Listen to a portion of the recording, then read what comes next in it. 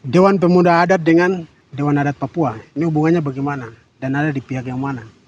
Apakah ada rencana untuk membangun kerjasama dengan lembaga pemerintah, gereja, atau misalnya dengan partai politik?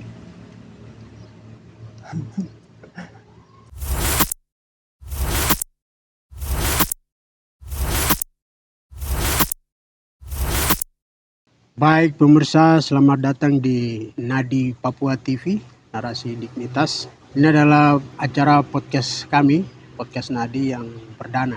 Tentu di tengah banyak persoalan di Papua ini, banyak masalah, banyak cerita. Di tengah-tengah itu telah hadir sebuah organisasi yang beberapa waktu lalu mereka melakukan konferensi tingkat nasional. Mereka menamai diri sebagai Dewan Pemuda Adat Papua.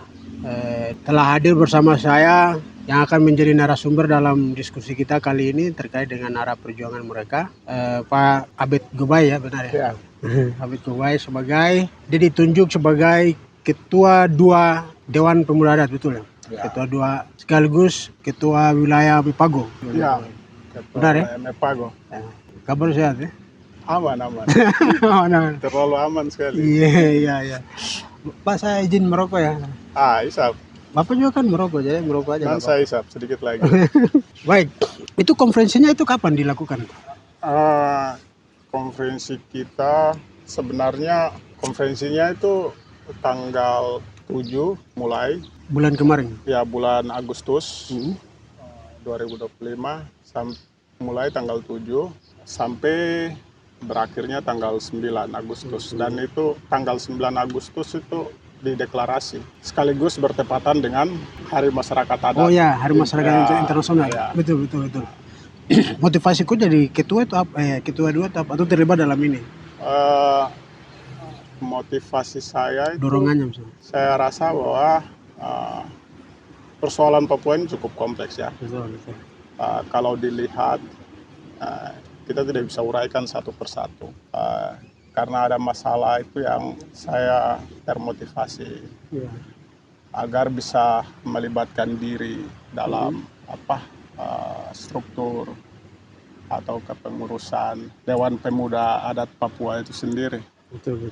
Nah, ketika ada ini suasana dan dinamika di dalam konferensi itu seperti apa? Kawan bisa cerita dari sebelum bagaimana Dewan Adat ini muncul, idenya lahir dari mana, situasi apa yang mendorong sehingga penting harus lahirkan Dewan Adat, sampai dinamika di dalam forum konferensi itu seperti apa? Konferensi Pemuda Adat ini juga tidak terlepas dari hasil pertemuan Dewan Adat Papua, konferensi di Kaimana. Konferensi Dewan Adat? Konferensi Dewan Adat di Kaimana. Kemudian hasil konferensi itu mereka melahirkan pentingnya melahirkan salah satu wadah pemuda adat Papua, terus sama perempuan adat Papua.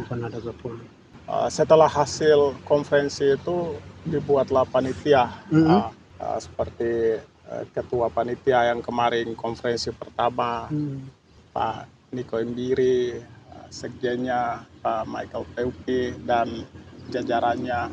Betul. Pembentukan panitia ini sebenarnya sudah dari tahun, kalau tidak salah bisa diklarifikasi juga, itu dari tahun 2023. Berarti prosesnya panjang ini, 2 tahun persiapan ini. Ya, dalam panitia konferensi itu kan ada panitia-panitia di setiap wilayah dan daerah. Itu sudah ditunjuk dari panitia konferensi, sehingga garis koordinasi untuk mau penundaan dan segala macam itu biasa bikin pertemuan secara menyeluruh dan disepakati bersama. Tapi beberapa kali tunda, pada akhirnya yang kemarin jadi tanggal 7 Agustus. 7 Agustus sampai 9 itu. 2 Agustus sampai 9. Berarti kalau dilihat dari pembentukan panitia sampai kegiatan dilaksanakan ini kan 2 tahun ini, prosesnya panjang. Berarti konsolidasinya kemungkinan itu seluruh Papua kayaknya. Itu bagaimana dinamika di dalam ruang konferensi itu? Iya, dalam konferensi itu ada 7 wilayah adat yang kemudian ikut dalam proses konferensi 1. Hah? Jadi dalam konferensi itu perdebatan itu wajar kan gitu. Ya, ya. Soal Memang beda itu kan pikirannya mau pendapat, dipertaruhkan di situ. ya beda persepsi, lakukan pembantahan dan lain-lain. Di mana-mana saya rasa semua konferensi pastilah terjadi sesuatu karena perbedaan ide, pendapat, perspektif dan lain-lain. Betul, betul. Dan itu yang mungkin, bukan mungkin sih, dan karena ada perdebatan itu juga yang membuat konferensi itu jadi sebuah momen yang penting. Ya. Gitu. Dan apa poin penting yang dilahirkan di dalam konferensi itu? Ya, poin dalam konferensi itu kan Atau keputusan besar lah ya ya. keputusan besar, terus dalam tema umum yang kemarin didorong dalam konferensi itu kan selamatkan tanah dan manusianya. Selamatkan tanah dan manusia. Terus apa, dia punya subtema begitu tuh kan Papua bukan tanah kosong itu Ya. sebagai Jargon-jargon ya, yang jargon-jargon yang kemudian ditaruh di situ. Artinya secara tema besar saja itu kita sudah bisa analisa ya, bahwa di Papua itu punya masalah yang cukup serius dan itu harus dihadapi dengan serius juga kayak gitu. kalau poin pentingnya itu selamatkan manusia dengan tanah, artinya kan ruang lingkup kerja teman-teman ini luas. Ya. Kalau bicara soal manusia dan tanah berarti bicara soal budaya, bicara soal pendidikan, bicara soal kehidupan sosial masyarakat adat, ya, soal perampasan lahan dan sebagainya. Nah ini saya mau tanya soal visi misi ke depan dari Dewan Pemuda Adat ini. Ke depan visi misi itu kalau untuk saya secara pribadi itu bagaimana kita membentuk struktur di masing kabupaten dan wilayah dan harus memperdebatkan soal posisi tapal batas. Betul. Oh itu program-program prioritas yang dikerjakan dalam 1-2 tahun ya. Tapi visi saya sih memang harus melakukan perluasan. Dalam kerangka memproteksi. Dalam kerangka memproteksi. Terus ada beberapa hal yang mungkin kita akan dorong dalam beberapa tahun ke depan itu soal tapal batas. Tapi sebelum itu kita paling fokusnya itu soal dorong muswil, musyawarah wilayah, sama musda, musyawarah daerah. Hal ini penting karena salah satunya kalau kita mau memproteksi sesuatu, tapi kalau secara kelembagaannya masih belum. Ya, kerja di wilayah-wilayah ini belum ada, berarti kan itu kan agak rumit. Ya kan mandek juga. Betul. Sehingga kita juga berpikir bahwa penting sekali dorong muswil dan musda. Itu. Karena kita bicara soal proteksi tanah dan masyarakat ya, manusia. Bagaimana Bapak Ketua melihat peran pemuda adat di dalam menjaga tanah, budaya, dan identitas Papua misalkan, di tengah arus globalisasi, atau kita langsung saja kerucutkan di tengah arus investasi yang justru membuat ya kan begitu ya betul. Ini bagaimana kau lihat peranan pemuda selama ini dalam memproteksi menjaga ini? Kalau saya pikir tuh kadang orang melihat masyarakat adat tuh dalam skala yang kecil. Betul. Padahal masyarakat adat ini dia meliputi semua aspek kan begitu. Ya. Terutama soal dia punya kehidupan sosial, terus kebudayaan, ekonomi, politik, pendidikan, kesehatan dan lain-lain. Tapi di sisi lain juga itu bagaimana kita harus melakukan sesuatu, bahwa pemuda adat ini harus melakukan sesuatu tentang eksistensi, bagaimana caranya memunculkan atau melihat bahwa masyarakat adat itu juga punya eksistensinya. Betul. Sebagai eksistensinya itu dia ini kan sama tanah ini kan tidak bisa dipisahkan. Betul. Betul. Kalau itu dipaksa untuk mau dipisahkan itu parah juga. Sehingga kita harus mendorong bahwa masyarakat adat Papua itu tidak bisa lepas dari tanahnya. Bentuk konkret saja, bentuk pemisahan, misalnya pergeseran atau pemisahan masyarakat adat dari tanah, ya misalnya aku lihat apa ini supaya jangan jadi abstrak. Iya, kayak macam sekarang ini yang kita lihat secara terang-terang itu kan soal terjadi urbanisasi. Betul, urbanisasi. Terus terjadi selain urbanisasi itu terjadi translokal misalnya. Orang-orang lokal berpindah ke daerah lain karena ada sebab dan akibat. Ya. Kan gitu. Betul. Karena ada trauma yang besar, sehingga mereka dipaksakan harus berpindah. Betul, betul. Kayak pengungsi misalnya. Ya, pengungsi misalnya. Misalnya akibat operasi militer. Ya, itu kan hal-hal yang melekat sama kebudayaan, kebiasaan dia itu akhirnya hilang. Hilang, betul. Tanah hilang. Tanah hilang, kebun hilang, ternak hilang, dan segala macam. Jadi dipisahkan dari tempat-tempat keramat yang itu adalah ada nilai-nilai filosofinya di situ. Betul. Terus. Jadi ada faktor-faktor yang mempengaruhi sehingga terjadi hal-hal ini yang harus dibicarakan. Sehingga tidak terjadi translokal yang begitu kepanjangan. Ya. Di tengah situasi yang seperti itu, ada translokal, perpindahan penduduk, ada pergerakan masyarakat ada dari tanah adatnya.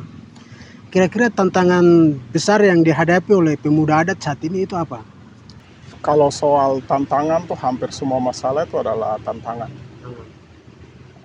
Tapi saya rasa bahwa hal yang kita bisa kerjakan di hari ini adalah soal itu pembangunan struktur. Ya.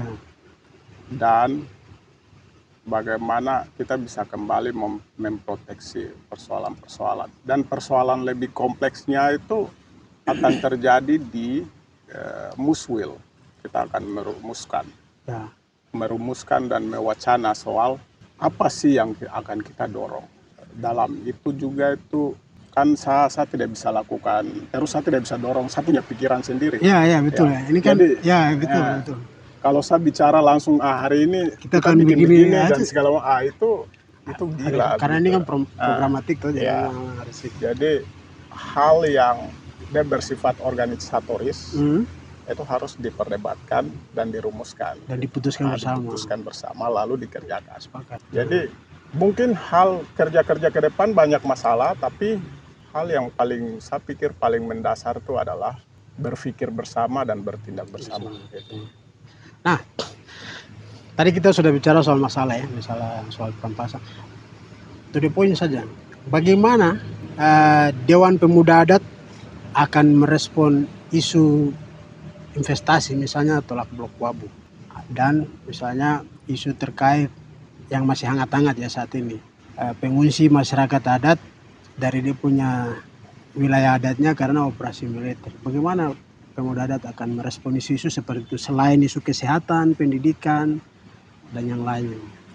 Kalau soal blok Wabu itu, kalau masyarakat pemilik asli Wabu, pemilik mutlak ini, mereka tolak, kita juga tolak. Ada di situ. Betul. Ada sama masyarakat. Kita tidak bisa mengambil sikap sendiri. Karena begini, misalnya saya ini orang Paniai, saya tidak bisa mengambil alih tanah di Intan Jaya, di Dogiai, Deyai, atau di Puncak, atau di mana. Saya tidak bisa, karena begini, marga ini kan sudah melekat dengan kebudayaan tanah. Jadi secara sikap itu, kalau orang Intan Jaya tolak, terlepas dari pemerintah dan kepentingan apapun, asli masyarakat asli tolak, kita juga tolak. Berarti kalau Dewan Pemuda Adat buat keputusan yang lain, itu artinya bertolak belakang dengan misi apa poin penting yang tadi dilahirkan terkait juga dengan misi. Ya. Kan memproteksi masyarakat adat segala macam. Ya. Dan akan ada di koridor itu betul. Ya. Selain itu juga itu kalau soal Blok Wabu itu secara sikap pribadi saya itu tolak. Ya. Itu tidak ada kompromi. Dan kemungkinan Dewan Pemuda Adat juga akan menolak karena ya dia tahu kan misinya kan itu. Misinya kan itu. Selamatkan manusia dan tanahnya kan begitu. Betul, akan ada di posisi barisan masyarakat adat ini. Entah dia mau kepentingan kayak macam bagaimana, ranahnya kita ya untuk menyelamatkan kan gitu. Betul. Jadi ya secara sikap ya Pemuda Adat Papua juga ya secara sikap jelas harus tolak. Baik. Nah, saya ingin tanyakan nih soal hubungan Dewan Pemuda Adat dengan Dewan Adat Papua. Ini hubungannya bagaimana? Dan ada di pihak yang mana? Tidak hubungannya bagaimana dong? Kalau soal hubungan pada saat konferensi itu kan Dewan Adat Papua sendiri yang turun. Dan rekomendasinya lahir dari mereka. Dan rekomendasinya lahir dari Dewan Adat Papua. Betul. Sehingga kalau mau bilang posisi Dewan Pemuda Adat hari ini Dewan Adat Pemuda Adat dari mana? Kita pertanyaan itu kita kasih clear bahwa Dewan Pemuda Adat ini lahir dari Dewan Adat Papua. Dewan Adat Papua. Ya. Dan tidak terlalu ini. Ya. Tidak. Ya itulah titik di situ. Ya, titik di situ. Oke. Nah, apakah ada rencana untuk membangun kerjasama dengan lembaga pemerintah, gereja, atau misalnya dengan partai politik? Kalau dengan partai politik saya rasa tidak. Karena kenapa? Karena kita ranahnya beda. Ya. Kalau sebatas bagaimana mereka mau bikin orang-orang yang sudah naik dari partai politik mau mendorong regulasi terhadap keberpihakannya terhadap masyarakat adat Papua ya siap dukung. Karena Anda sebagai Dewan Pemuda Adat akan memberikan apa yang bisa Anda support kepada lembaga-lembaga pemangku kebijakan. Gitu. Tapi kalau kemitraan saya rasa tidak. Ya. Nah, selain dari itu misalnya gereja dan yang lain. Kalau pemerintah juga selama proses pembangunannya bisa melihat posisi masyarakat adatnya bagaimana, tanahnya bagaimana, dan proses pembangunannya itu berjalan sesuai dengan apa yang dipikirkan oleh masyarakat adat ya dukung. Tapi kalau pembangunannya itu bertentangan dengan manusianya, menghancurkan segala struktur sesuatu, struktur sosial, tanahnya dihancurkan dan segala macam ya kita tolak. Dan ada di posisi mengkritisi mengkritisi untuk tadi itu bagaimana memproteksi kebijakan itu ya tadi. Baik. Terakhir, apa harapan Bapak sebagai ketua 2 untuk 5-10 tahun ke depan bagi pemuda adat di Papua ini?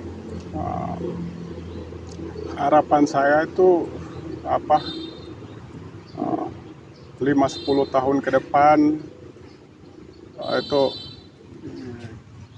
kita sudah punya kelembagaan yang dia punya struktural sistem kelembagaan yang tersistematis dan struktural.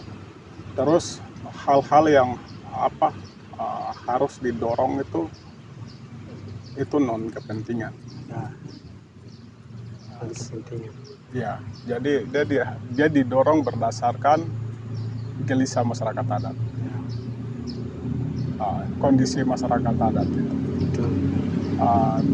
Saya juga itu harus mempertegas soal kalau struktur sudah terbangun dan ada orang-orang tertentu yang mengatasnamakan pemuda adat, lalu mengambil keuntungan dan kepentingan, apalagi membangun kesepakatan sama perusahaan ini dan itu, mengatasnamakan pemuda adat, itu pecat.